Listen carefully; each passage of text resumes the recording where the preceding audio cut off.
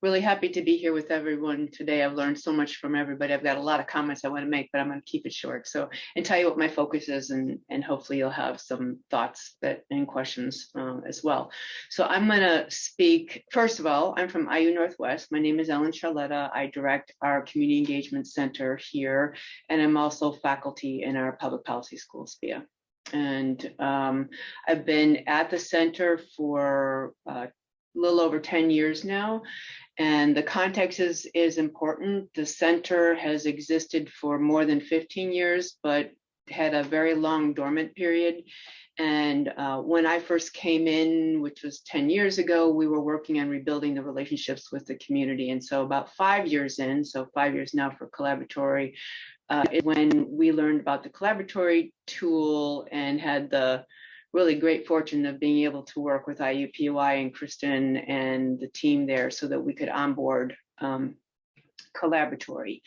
And so I wanted to share with you our incremental approach, because that's part of our story, is rebuilding community engagement while at the same time onboarding Collaboratory. And then also focus a little bit more specifically on the external stakeholders.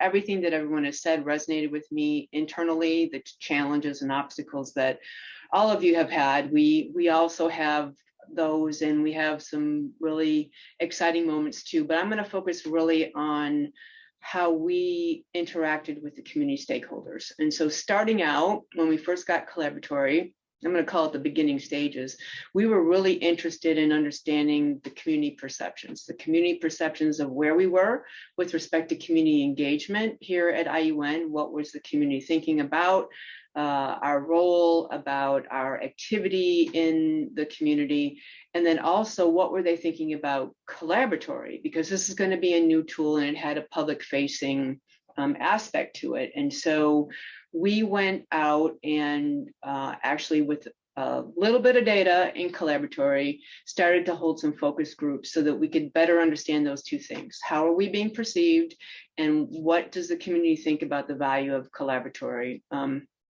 And in that process, we learned a lot. We then redirected our efforts once we understood that the community really needs to have an improved awareness of our connections, the campus connections. And so we started to use Collaboratory in presentations to the community. So for example, we went to chambers of commerce throughout one county that we have. Many of our faculty members are in those chambers. We leverage those relationships.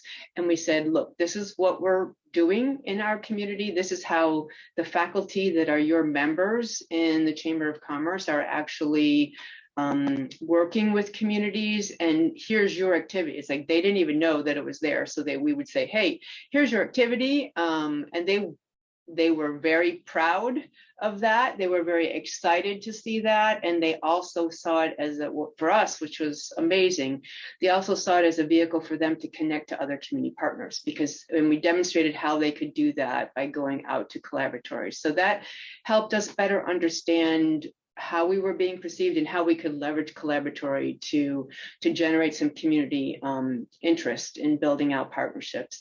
The other thing that we wanted to do is provide those community members with some support. And so we also offered to have them have conversations with us about different types of partnerships that they were engaged in that were connected to IUN that we didn't learn about from internal stakeholders, right, from our faculty or staff members or student admissions. And so they could actually have a conversation, say, well, I'm working with this person, I'm working with this unit. And then we were then able to use that information to populate Collaboratory. So coming at it from two approaches, because we knew it was going to be a challenge just to do it with our internal stakeholders. So that took us to about 18 months. And during that time, we were onboarding many more community partners and relationships. We decided we needed to have a celebration. So once we had at least one activity from every major unit on our campus, we wanted to celebrate. That celebration helped us connect with the community partners. It was open to the community as well as the campus. We had, I forget what those boards are called when you have them on the big walls, and we were, what's that? We just got one on our campus, so it was a big deal. We connected that board the opening of the board to the official opening of Collaboratory. And then we had faculty and community partners do presentations talking about their work. And so once again, trying to get community partners to the campus so they could see the work, but also so they could feel appreciated by highlighting their work that's already in Collaboratory. And then in the interest of time, over most recently, what we have done is we begin to take a little deeper dive and look at how we can actually use the data that's coming out of Collaboratory. We have a critical, mass of data now, and so maybe we can start to assist the units in understanding, number one, where they are with respect to inputting that data. And that then motivated some of those units to put more data into Collaboratory. And then that is important for us to leverage that information in, for example, our strategic planning process that we have right now. But at the same time, as we're trying to build internal interest in that, we're also trying to help people understand how they can use the data. And so our faculty, we've had some faculty workshops.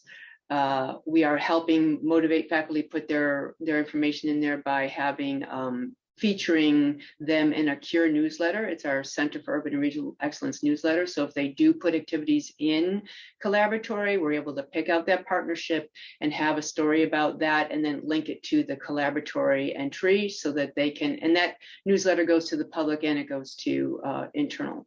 And then the last piece that we have now is thinking about how do we use the best practices of community engagement to generate interest in community engagement and in Collaboratory. So we formed a Partners in Conversation series where we're modeling the conversation that takes place between the community partners and faculty members, and then putting that out on a YouTube station so that people can learn about the partnerships, but also so that we can help the faculty build their portfolios for tenure and promotion by giving them their those entries that they can use to demonstrate not only their research and teaching connection to community engagement, but their service connection to the community as well. So that's taken us a while, and we still have a long way to go. A lot of bumps along the road, I have to say, but our being in the northern half of the state with a very close-knit community, but in many ways siloed community, we really tried to focus on how we can leverage this to bring those communities together, but also how we can leverage it so that we can bring them to IU Northwest.